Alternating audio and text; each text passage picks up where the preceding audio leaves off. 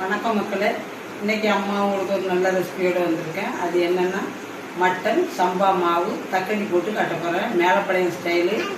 அதில் உங்களுக்கு பண்ணி கட்டுதான். வாங்க கிச்சனுக்குள்ளே போய் எப்படி பண்ணணும்னு. இப்போ மட்டன் சம்பா அரிசி தக்காளி செய்யறதுக்கான பொருளை பார்ப்போம். மட்டன் ஒரு 1/2 கிலோ மட்டன். தலைக்கறியிலையும் செய்யலாம். பிள்ளைங்களுக்கு தலைக்கறி பிடிக்காதனால மட்டன் வாங்கி வச்சுருக்கேன். அது 1/2 கிலோ. மாவு சம்பா அரிசி மாவு 1/2 கிலோ. சீரகம் 1/2 டீஸ்பூன். சோம்பு 1/2 டீஸ்பூன். ஒரு குத்து மல்லிக்கீரை, ஒரு குத்து புதினா, 1 கப்பு தேங்காய், 2 கிராம்பு, ஏலக்காய் ஒன்று, ஒரு பட்டை, ஒரு சின்ன கொத்து கருவேப்பிலை. இது அரைப்புக்கு. இது 2 அரைக்க வேண்டாம், போடுறதுக்கு. தக்காளி, ஒரு தக்காளி, பெரிய சைஸ் தக்காளி வெட்டி வச்சுருக்கேன். மட்டன் பொடி தேவைக்கு போட்டுக்கணும். இஞ்சி பூண்டு பேஸ்ட்டு. இது அரைப்புக்கு பெரிய வெங்காயம், சின்ன வெங்காயமும் வெட்டி வச்சுருக்கு. இது மாவுக்கு கொலக்கட்டைக்கு போடுறதுக்காக சோம்பு, 1 கப்பு தேங்காய், பொடி வெங்காயம் இப்படி குருவாக நறுக்கி வச்சுக்கணும். தேவைக்கு கடுகு, குழம்புக்கு மல்லிப்பொடி, தேவைக்கேற்ப வத்தப்பொடி, ஆயில், தேவைக்கேற்ப உப்பு. இப்போ எப்படி பண்ணணுங்கிறத சொல்லு.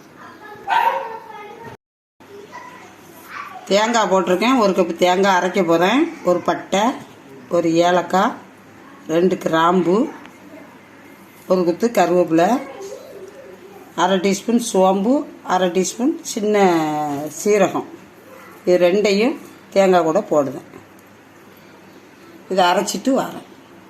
தண்ணி ஊற்றி அரைக்கணும்.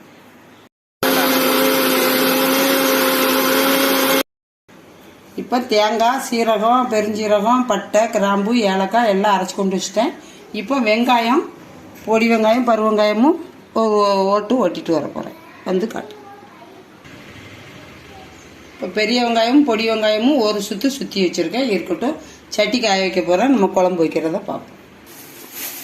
இப்போ அடுப்பத்தை வச்சு சட்டி காய போட்டிருக்கேன். இந்த ஆயில் ஊற்றுவேன். ஆயில் கொஞ்சம் சூடாகட்டும். கடுகு போட்டுக்கேன். ஆயில் சூடாகிடுச்சு. 2 ஸ்பூன் கடுகு போடுவேன். கடுகு பொரிஞ்சிக்கிட்டு இருக்கு. கருவேப்பிலை, ஒரு 3 பச்சை மிளகா போடுவேன்.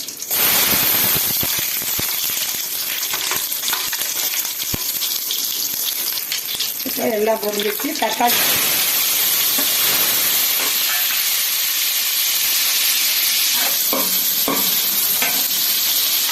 தக்காளி நல்லா வெந்துக்கிட்டு இருக்கு எண்ணெயில். இப்போ அதுக்கு தேவையான உப்பு போடுவேன். உப்பு போட்டால் தக்காளி சீக்கிரம் வதங்கும்.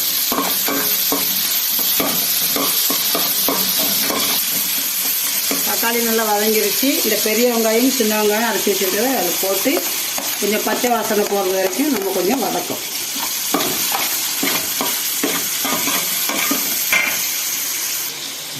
ஒரு 1/2 டீஸ்பூன் மஞ்சத்தூள்,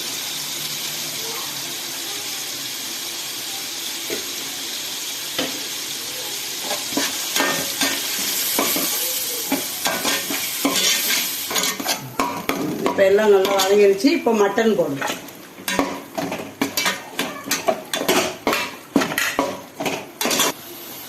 இப்போ சிக்கன் எல்லாம் போட்டாச்சு. இப்போ 1 டீஸ்பூன் மல்லிப்பொடி போடும்.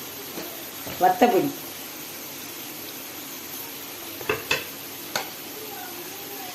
வத்தப்பொடி 1 டீஸ்பூன் போட்டிருக்கேன். இப்போ மல்லிப்பொடி ஒரு 1/2 டீஸ்பூன் போடுங்க.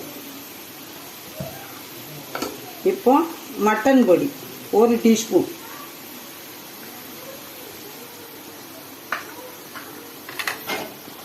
இப்போ இது நல்லா வதக்கி விடணும்.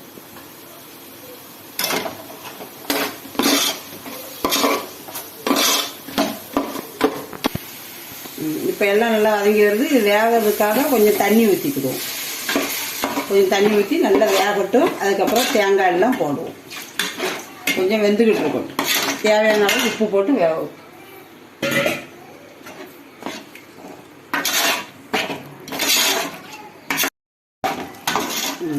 இந்த நேரத்தில் நல்லா வெந்துக்கிட்டு இருக்கு. இந்த நேரத்தில் 1 டீஸ்பூன் இஞ்சி பூண்டு பேஸ்ட்டு போடுறோம். இது இப்போ தான் போடணும். இந்த ஸ்மெல் அப்போ தான் நல்லாயிருக்கும்.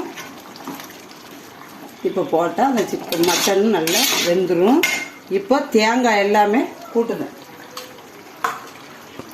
தேங்காய் எல்லாம் போட போகிறேன். அந்த இஞ்சி பூண்டு வாடை நமக்கு இருக்கணுங்கிறதுக்காக இப்போ போட்டிருக்கேன்.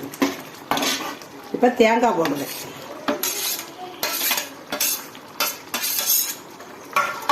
தேங்காய் 2 புதினா மல்லி தலை. இப்போ தேவையான குழம்ப நம்ம கூட்ட போகிறோம். உப்பெல்லாம் செக் பண்ணி போட்டுட்டு கொலக்கட்டைக்கு மாவு எப்படி பண்ணணுங்கிறத காட்டுதேன். இப்போ தேவையான அளவு தண்ணி ஊற்றிக்கிட்டு நல்லா கொதிக்கட்டும். இப்போ கொலக்கட்டைக்கு மாவு பண்ணதுக்காக இது ஒரு பக்கம் கொதிச்சுக்கிட்டு இருக்கட்டும். உப்பு பார்த்துக்கங்க.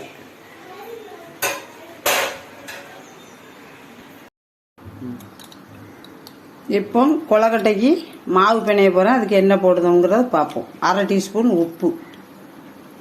உப்பு ரொம்ப கூடிடாமல் பார்த்துக்கோங்க. மல்லி புதினா மீதி இருந்ததை இதில் போடுங்க. சோம்பு 1 கப்பு தேங்காய் தட்டுது. பொடி வெங்காயம் இப்படி குருவா நறுக்கி வச்சுக்கிடணும். இது போடுது.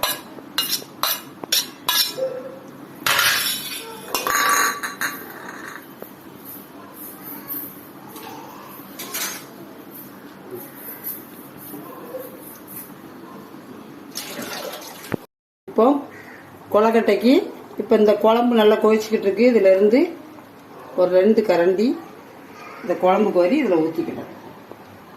நல்ல ஒரு வாசம் கிடைக்கும் இந்த கொலக்கட்டைக்கு. போதும்.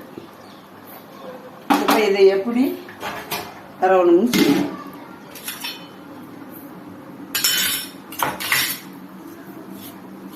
இதை எப்படி விரைவிட்டு கையை நல்லா சுத்தமாக கழுவிட்டு அதுக்கப்புறம் கை போட்டு லேசாக பிணைஞ்சி விட்டுக்கோங்க. கொலக்கட்டை பதத்துக்கு வரணும்.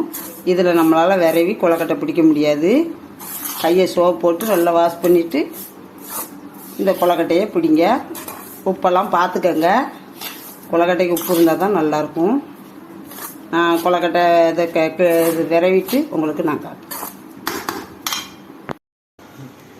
இப்போ கொலக்கட்டை மாவு நல்லா பிணைஞ்சாச்சு. இப்போ இப்படி பிடிச்சி இந்த குழம்புல போடணும். இதில் சிக்கன் பிடிக்கணும், இல்லைன்னா உருந்துடும். இப்படி பிடிச்சி இப்படி குழம்புல போடணும்.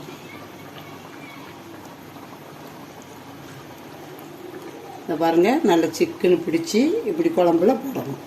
அந்த குழம்புல அந்த கொலக்கட்டை வேகணும். இதுதான் தக்கடி மேலப்பாளையம் ஸ்டைல். இப்போ மட்டன் தக்கடி ரெடி ஆயிடுச்சு. இதை நம்ம கொலக்கட்டை போட்டு 1 நிமிஷம் அதை டிஸ்டர்ப் பண்ணக்கூடாது, இல்லைன்னா உடஞ்சிரும் கொலக்கட்டை. இப்போ நம்ம 1 நிமிஷம் கழிச்சு தான் அதை பரட்டினா இப்படி உருண்டையாக வரும். இந்த குழம்போடு அதை சாப்பிடும்போது அவ்வளோ டேஸ்ட்டாக இருக்கும். இது மேலப்பாளையத்தில் மட்டும்தான் செய்வாங்க அதிகம். இது ரெடி ஆயிடுச்சு.